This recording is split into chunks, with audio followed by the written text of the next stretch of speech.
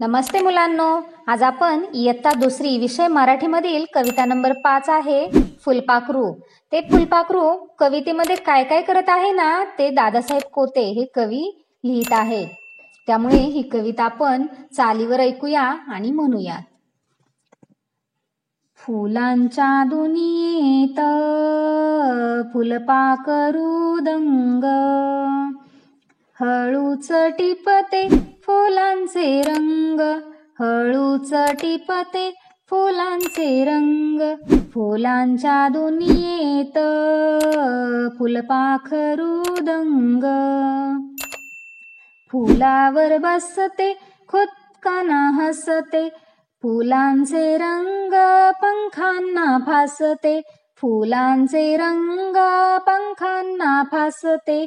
फुलांच्या दुनियेत फुलपाखरू दंग, निळसर जांभळे ठिपके छान, सोनेरी रंगांची सुंदर कमान.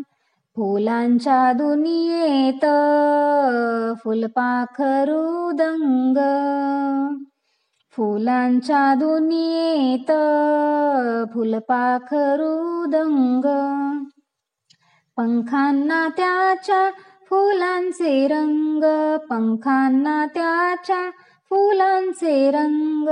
फुलांच्या दुनियेत फुलपाखरू दंग, फुलांच्या दुनियेत फुलपाखरू दंग.